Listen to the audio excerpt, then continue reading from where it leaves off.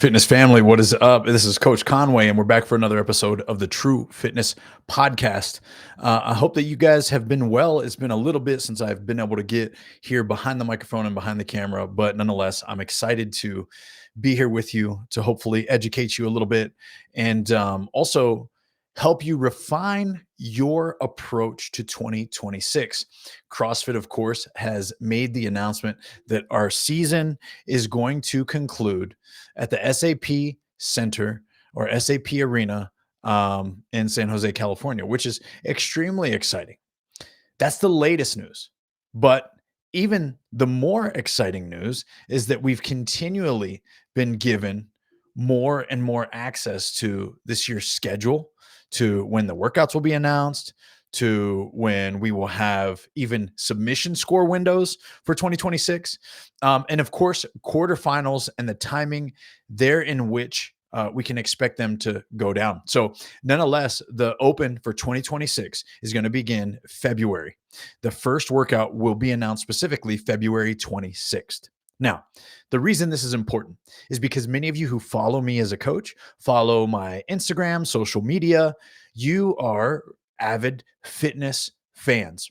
Most of you are from within the CrossFit community that already exists. Some of you are a little bit what I would consider tweeners, where you might train on the outside looking in. You might not belong to an affiliate. You might not belong to a specific training cadre, but you do functional movements. You love intensity. You understand the value of Olympic weightlifting. You still love to do some running, some swimming, some biking, right? Intervals, all those things.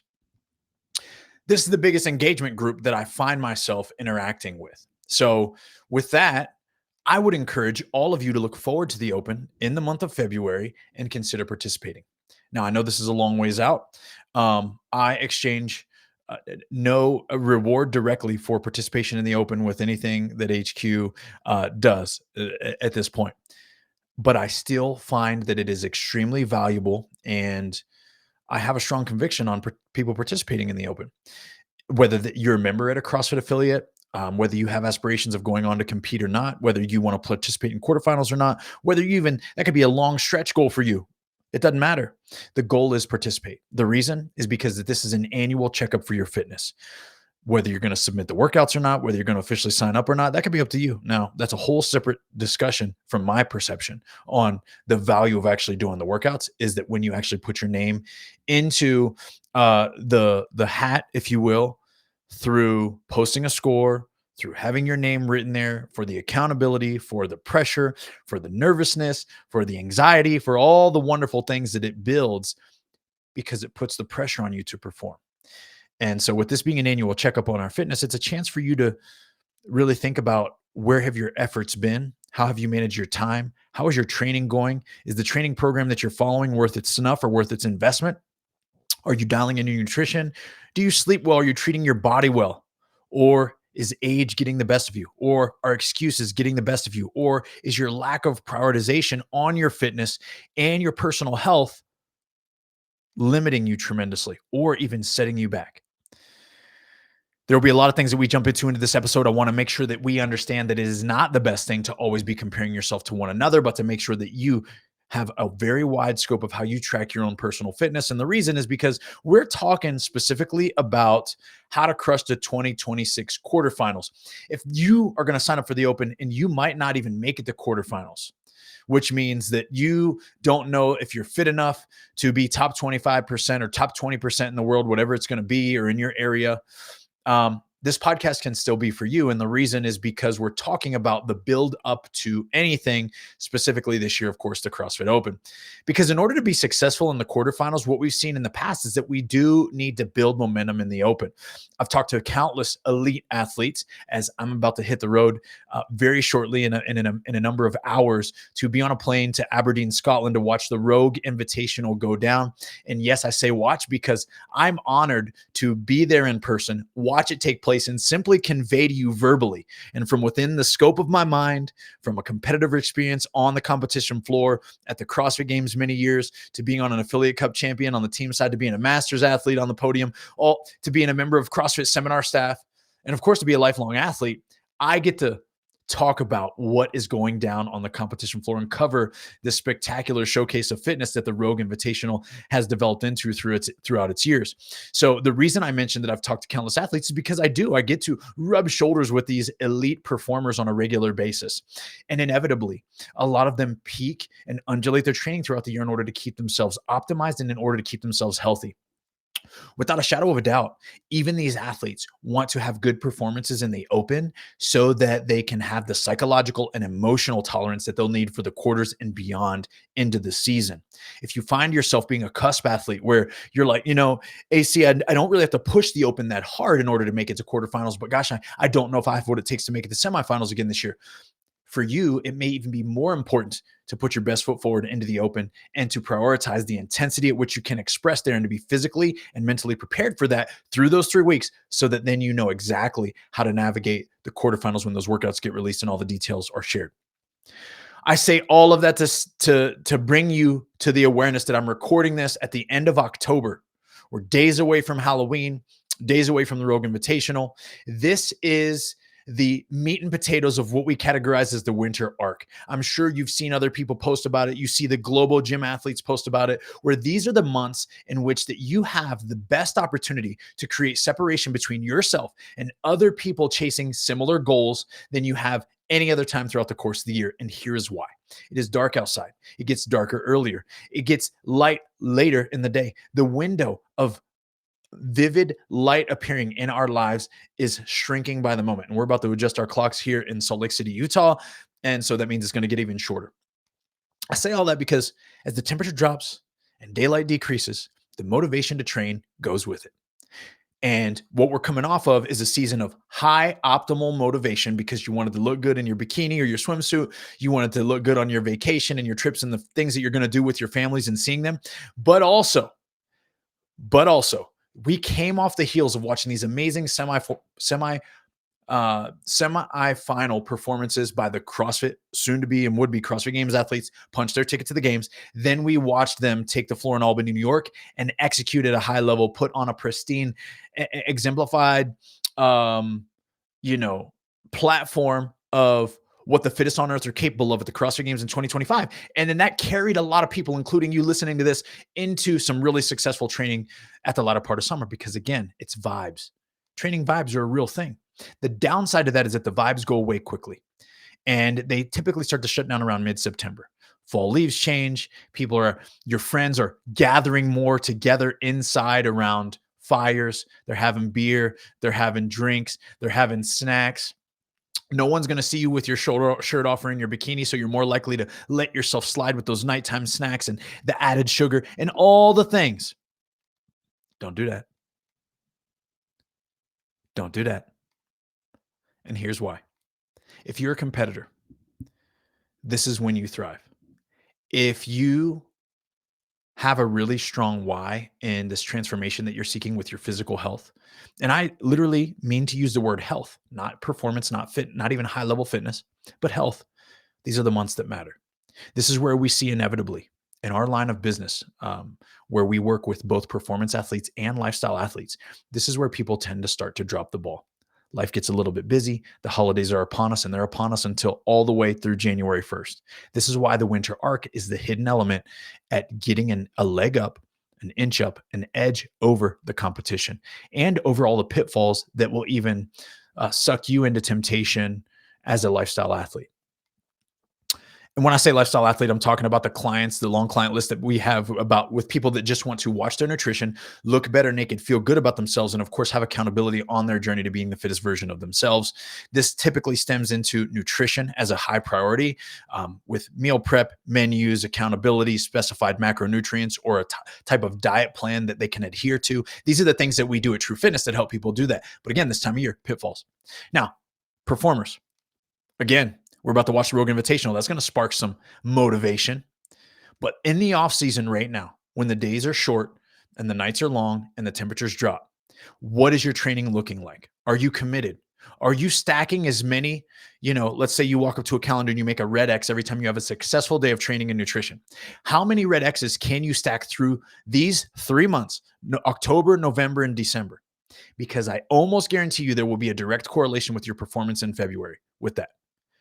Because the bad news is that a lot of people are going to not prioritize their training their weakness. People are not going to prioritize developing strength endurance. People are not going to prioritize maybe just building up their 1 rep max strength if that's a significant deficit. People are not going to prioritize building their aerobic base and spending hours and hours on an erg, on a track, and in a pool. They're not, because of the conveniences of life. And well, I'd rather be out doing X, Y, or Z. And by all means, my friends, if you would rather be out doing X, Y, or Z, go do X, Y, or Z. But do not come to me in February hoping for the best performance that you've ever had in the open, hoping for a matched performance if you had a good year last year, hoping for a semifinals berth and quarterfinals if you're not doing the work in October, November, and December, because you get to January and it's too late. Here's why it's too late. One, because everybody and their mother's motivated in January. Look at the gyms everywhere. They're excited. They're packed.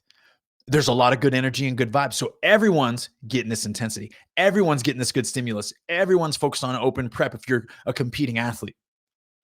So everyone starts to dial in their nutrition. They all want to start with plans that we'll have available, like Rise 45. They want to get onto the open training track.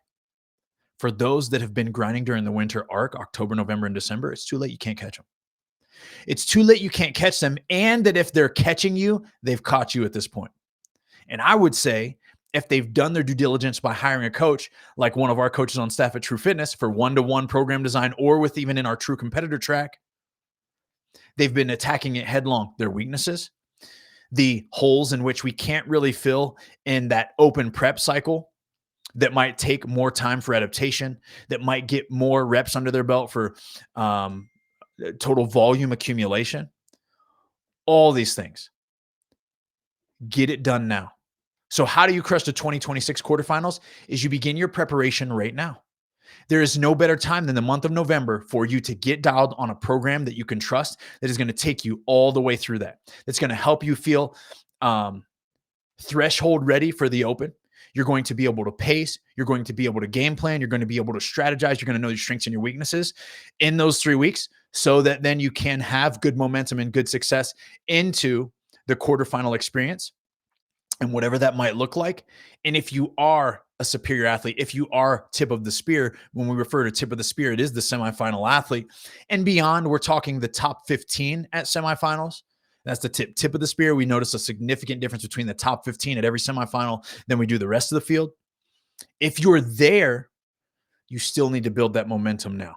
And if you don't want to just be there and you want to be a first-time rookie at the CrossFit Games in 2026, or you want to reaffirm a returning position there next year, you will be using this time wisely.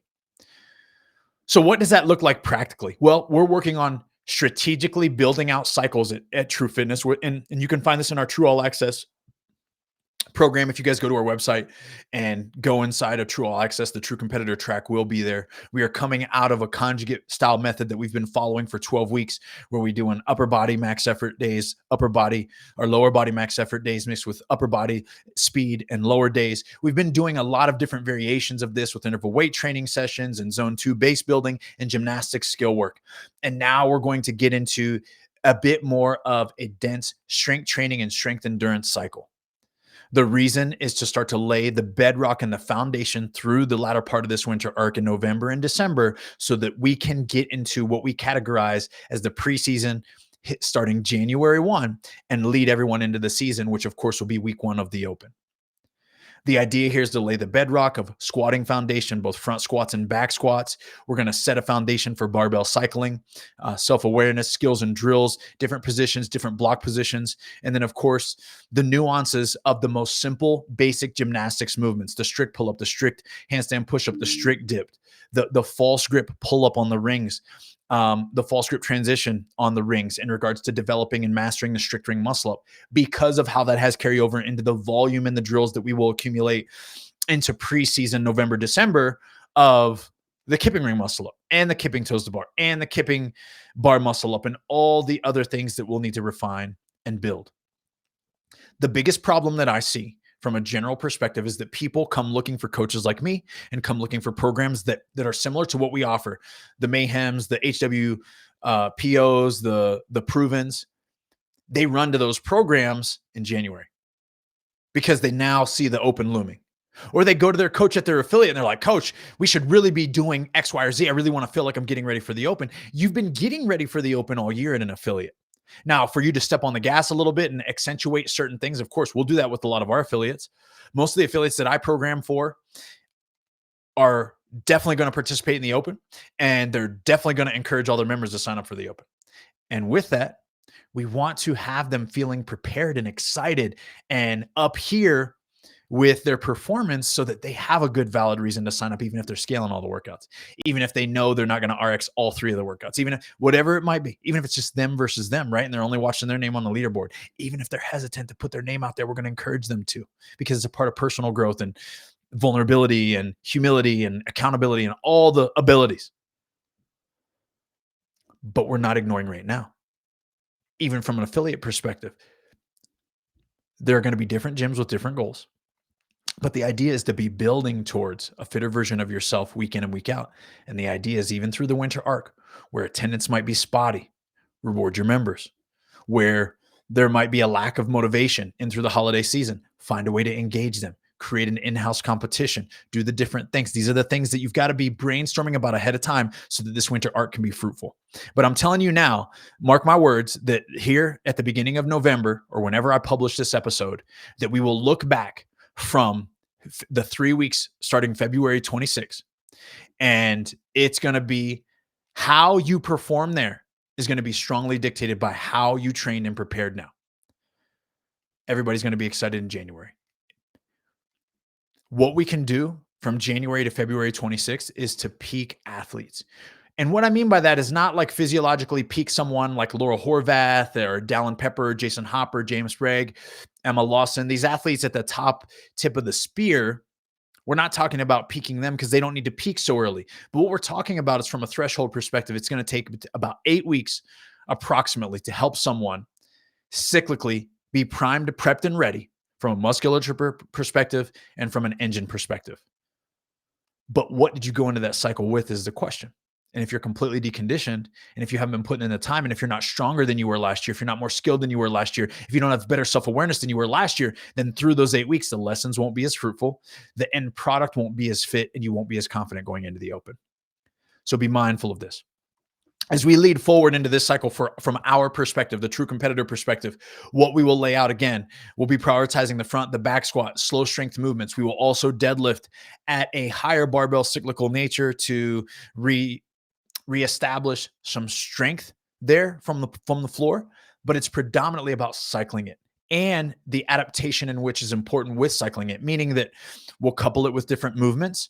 We will cycle it from the ground for different rep schemes. And the goal here is to be able to experience loading the spine and loading the body and getting into another movement. What we understand and what we've seen through our years is that it's important to strength train, which is great. It's important to condition, which is great. But if you don't mix those and mix those in the appropriate ways, your body will struggle when it comes to controlling your heart rate and your blood pressure going from movement to movement. So it takes reps. This takes volume accumulation and time. This is also why movement quality is extremely important. It's one of the tip tier, if not the highest level considerations that you need to be making going into this winter arc period in this preseason. We will always encourage all of our clients to film their lifts and film their conditioning.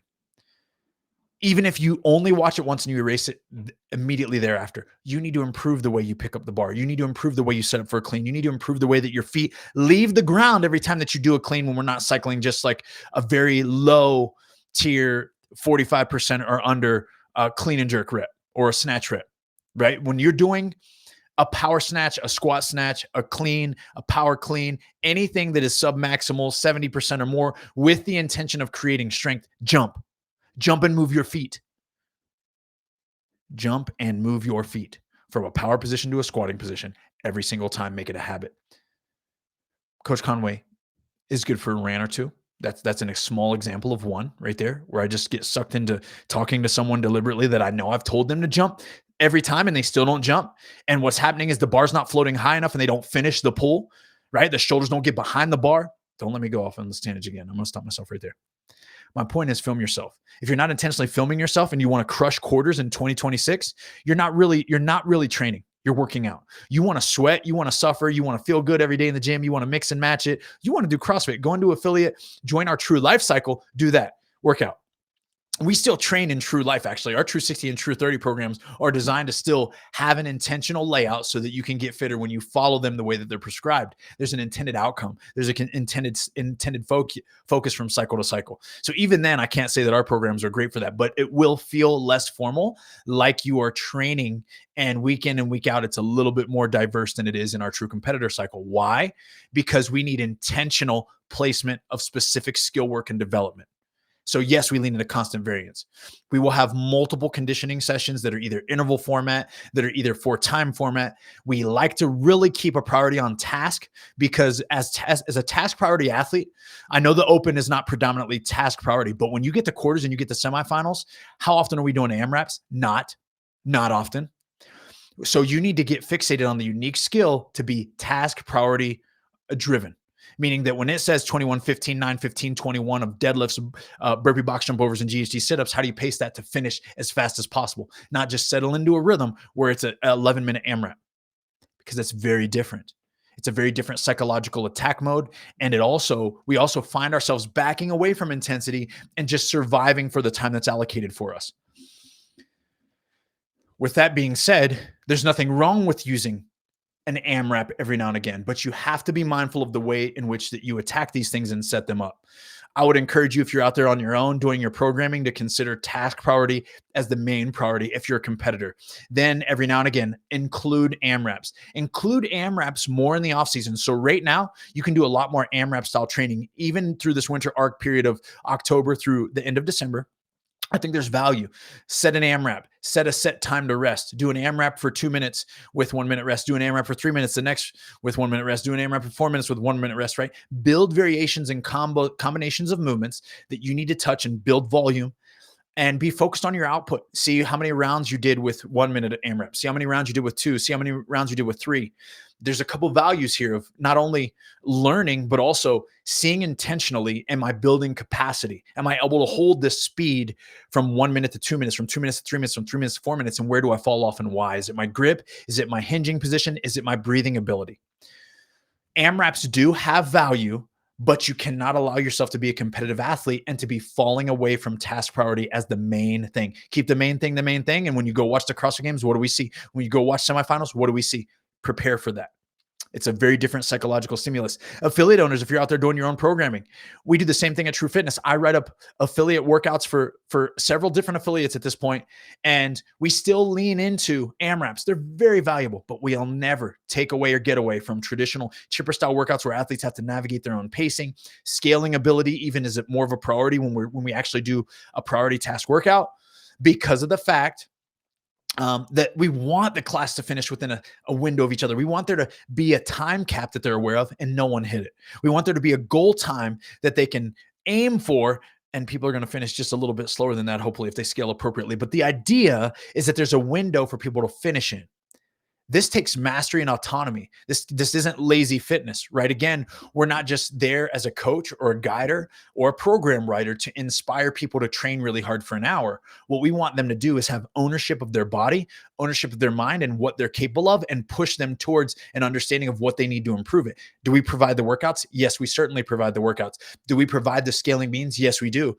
But if I'm coaching a class of 15, I need some of those 15 every week to start to garner these lessons of, hey, if Coach Adrian isn't right there to tell me how to scale this movement exactly, I'm starting to gather these lessons in this self-autonomy to do that myself. And then I know I can count on him to ask him or to reaffirm my rep scheme or to maybe challenge me with what's next if I felt like I could do this, but I'm still not at the RX movement.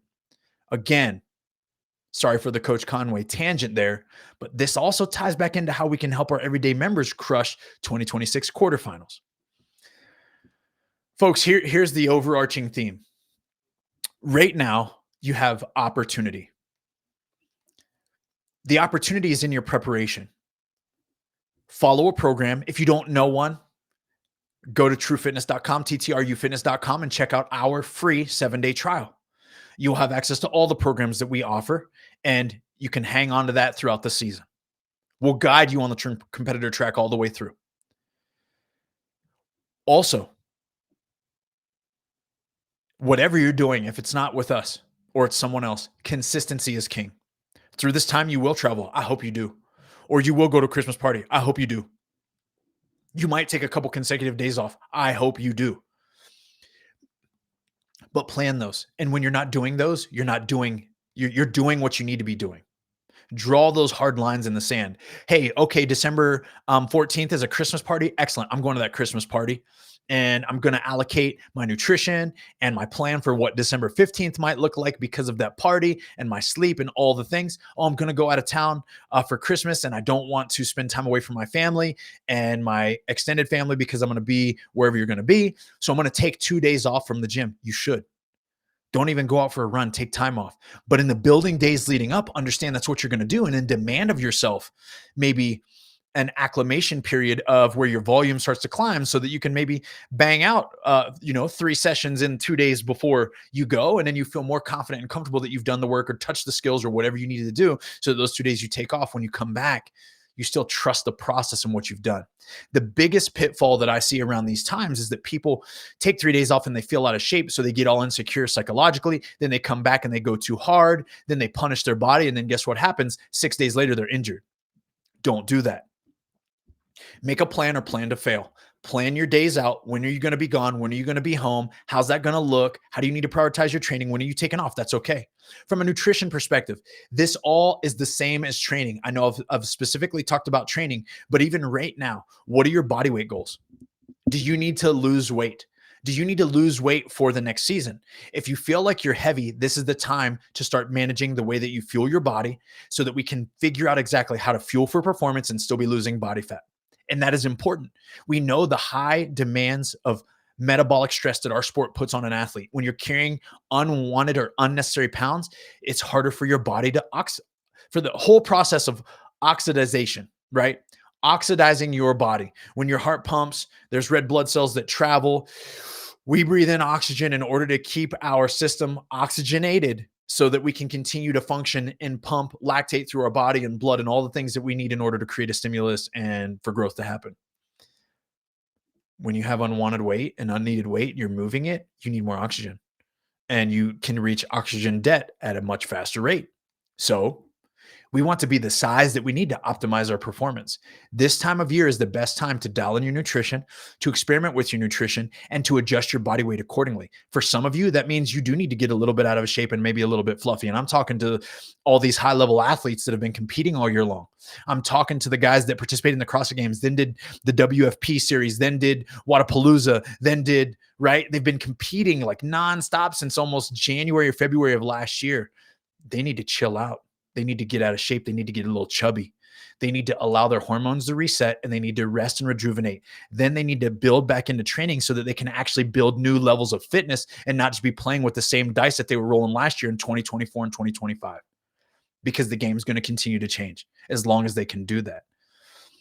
So people are going to have different priorities. Some people need to go ahead and get a little chubby and out of shape. Some people need to start to refine the amount of leanness that is going to be appropriate for 2026, the macronutrients that will help them do that, the food that will help them do that, and what's consistent and sustainable throughout the months that 2026 will demand of you. With that being said, if you're losing weight, you don't want to be losing weight weeks before the CrossFit Open. You want to have your weight set and be in a maintenance phase so that you can optimize your training and recovery. I myself, early in my career, would get caught up in like, the Open's about 4 weeks out. I need to go ahead and drop 7 or 8 pounds. I got a little bit heavy. That's not the time to be doing it. Your body will be highly stressed. Your sleep will take a hit. You will not feel recovered and you will not perform. And then add on all the external stress with the CrossFit Open and with the quarterfinals looming and with repeating workouts if you didn't get a good score or you didn't get an elite score. All of these things start to add up on your body and it sends it down a spiral. Then guess what you're doing? In week 2, instead of performing at your best, you're sick. And now you're sick, so you're more stressed and you can't sleep because you're sick and you're stressed about your performance. And you're going to have to redo the workout because you know you're not feeling good on Friday or Saturday, so you're going to have to wait till Monday. All the things. So listen to this lesson. Dial in your nutrition now. Get help now. Get a consistent training regime going now, right now, so that you can have success and kick the doors down in 2026. End of rant. Food quality matters. Nutrition matters. Macronutrients matter. You got to find out what works for you. It's going to be different for everybody. But I also want to say, Enjoy yourself. Don't be crazy. You don't need to show up to the Christmas party with your Tupperware. You don't need to completely wholesale omit alcohol, although not a bad idea, but you don't have to if you don't want to. But you need to be intentional, just like missing training for a couple days, just like planning vacation, just like doing whatever you're going to do the same with your nutrition. So that means when you're dialed, be dialed. Be dialed Monday through Friday. Go out with your friends on Saturday night. Go to the Christmas party that's on December 12th or December 20th or whatever it is. When you're at your parents' house for the holidays, don't be a weirdo and not eat a cookie, right? You can still set a great example by eating healthy while you're there. That's great. But don't turn down every goodie and treat as long as it agrees with your body. Unless there's some physiological setback, right? It's a great opportunity for you to actually show them and be a great example of not the person that's going to slap the cookie out of their hand and be like, yeah, man, a cookie's totally fine. But let me show you what my breakfast was. Let me show you what my lunch was. Let me show you what I'm going to eat for dinner. But I am going to have a treat tonight with you guys when we bake our Christmas cookies and enjoy some eggnog or whatever it is. And I think that's really important. Team, as we enter into the open. So now we're there. We're talking about the CrossFit Open, and I'm going to have more episodes more consistently now that we're getting closer. We're getting information on 2026, and we have availability for one-to-one coaching slots. There were a couple months recently where my time was extremely limited, and my resources of availability in regards to the slots that I have open shrank very quickly. So I am currently starting to open up slots for a couple other coaches that we have on our staff. So we'll be taking interviews for people to come on. We have right now 10 available one-to-one coaching slots. If you guys are interested in working with a coach that has had experience with athletes at the CrossFit Games, that has programmed and designed for over the last 12 years and is an affiliate owner, then please reach out. I've got someone for you, and I will set up the interview process and everything there. So go to truefitness.com, schedule yourself an interview in our one-to-one system, but we have 10 spots available, and my assumptions are that they're going to rock and roll pretty quick because this is the time of year where we start to see a lot of people make that shift to prioritizing their performance and their assistance into the next year. And then hopefully we're able to make another push there at the beginning of the year as well. But this is the time now to make the biggest difference, and hopefully we're capped by then. So that's just me giving my honest, that's my goal. That's my goal. So don't sleep on that, folks. Reach out right now if you have that interest. Through the open, what's going to be critical is to get the tips and the ideas that you need for the movements, of course. But I want you, for an athlete that's within the True Fitness cadre, to have an idea of how to attack the workout on your own. I don't want you to show up to our pre-open call or whatever we're going to do to equip our athletes this year. I don't want you to show up like I have no idea how I'm going to do this, because I think that we're failing leading up to that if that's the case. I think that if I have to tell you every rep that you need to do and how you need to do it, that I'm not doing my job as a coach anyways to teach you where you're at and how to make choices. To me, at the highest level, when I go and commentate at the Rogue Invitational, what I'm going to see there is that the athletes at the tip top of the spear almost don't need to communicate with their coach in the competition. They know what to do. They will lean on their coach for support. They'll lean on their coach for confidence. They'll lean on their coach for some nuanced details.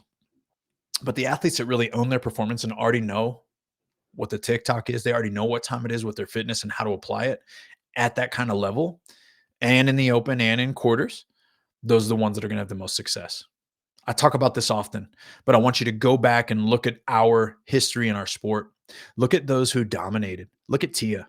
She's always had Shane in her corner to help her and support her, but she knows. She knows exactly how to make a split-second decision like she did in 2020 on the competition floor, where she set the kettlebells just a little bit ahead of the other competitors or behind the other competitors in order to get an edge on the next round. There are small, nuanced competitive details that you watch athletes take and apply that allows you to know that they're playing a different game than the rest of the field.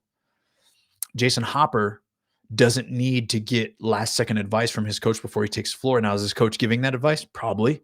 Is he giving him a head nod or an ode of confidence before he makes a choice about to send it or when not to send it or to trust the process?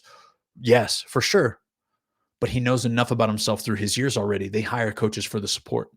So those of you that are new to this and you're like, well, Adrian, I'm not a CrossFit Games athlete. Well, even if you're an intermediate athlete and you want to be RX, even if you're an RX and you want to be elite, even if you're elite and you want to be consistently at the games, what you've got to learn is taking coach's programming, taking coach's cues, and being able to apply them for your performance and your training yourself, because that's what's going to take you to the next level. So we look back, I mentioned Tia. I'd throw Hopper in that category, but really look at the guys that repeated. Look at Rich, look at Matt, look at even Jason Khalipa, Tia.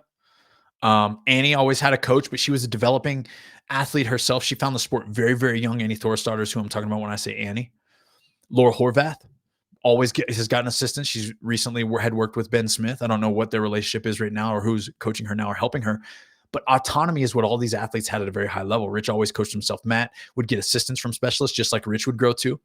But they did their own training every day. They wrote their own workouts up. How'd they go? They walked into the gym. They wrote on the whiteboard. You don't need to be writing your own workouts up necessarily. You might need assistance with that. You might not specialize in that like I do or like I have for years, or be able to have that level and depth of understanding for the stimulus that you're trying to chase. You might not know. And a lot of you just simply need accountability and someone to drive your training for that reason alone. But when you get the training, what do? Do you look at it and do you explore your thoughts, or do you just follow what's written blindly? Because you yourself need to have thoughts about it. You yourself need to have an opinion about it. You yourself need to think like, okay, I see this note, but man, I don't know. Today I'm not feeling that great. Then you can text your coach and ask him a question. But you have to think. This is a cerebral sport. And I'll say it here and I'll say it again. I'll probably say it on the broadcast in a week. The fittest on earth is not just the toughest person on earth. They are also one of the smartest athletes on earth. Because what we demand of our athletes in the sport of CrossFit and the sport of fitness is beyond any other fitness-based sport that we see, meaning that it's very different than a triathlon, very different than just a marathon, very different than a Spartan race, very different than a High Rocks race, because of the skill and the unknown, the immediate decisions that need to be made, there's no forethought because you didn't even know what you were going to do before you took the floor, perhaps, would be an example. So with that being said, team, I hope this gives you some ideas. I hope this gives you some conviction. And I hope this makes you put some urgency into the next 2 months of your training and your preparation. If you need help with mindset, if you need help with nutrition, if you need help with training, please reach out. Shoot me a DM on Instagram at Adrian Conway _. That's where I can be found on Instagram. And of course, go to the website, ttrufitness.com. You can visit that. We've got a 7-day free trial for our all access. And we are currently taking one-to-one clients to help them succeed at whatever level. We work with athletes all the way from the beginning level all the way through CrossFit Games, preparation, and performance. We've got a coach that will suit your needs, and we got someone there to support you. So reach out for a call with me. Ask all the questions that you need to. I'll answer them there, and I'll give you a full layout on how we attack this process and how we go through it. But in the meantime, watch the Rogue Invitational. Tune in. This is one of the most stacked fields that I've ever seen in any competition ever on the men's side. And on the women's side, the opportunity for who will be the queen of the Rogue Invitational here in 2026 is wide open. With Tia-Clair Toomey not being present, with us already seeing that there's strict wall-facing handstand push-ups in one of the workouts, and Laura Horvath being the favorite by and large, will this take her out? Will this test her training over the last 2 years? We haven't seen her on a big stage in a while. And the last time we saw her on a big stage at Wodapalooza, there was a lady by the name of Lucy Campbell who came away with the crown. And she's also at the Rogue Invitational. Oh, but Emma Lawson's there too. What's she going to do? Team, I don't know how to get you more fired up about this opportunity that you have to tune into the Rogue Invitational, but I will be there on the microphone with one of my great friends, Shad Woodland, and I can't wait. I'm so very blessed and fortunate to be a part of it. Tune in, support, get in the comments, do what you do. Let me know your thoughts on who you think is going to take this thing. And of course, if you're watching it after the fact, I hope it was a good show, because I'm excited and definitely anticipating to be thoroughly entertained. Team, reach out if you need help. Keep rising.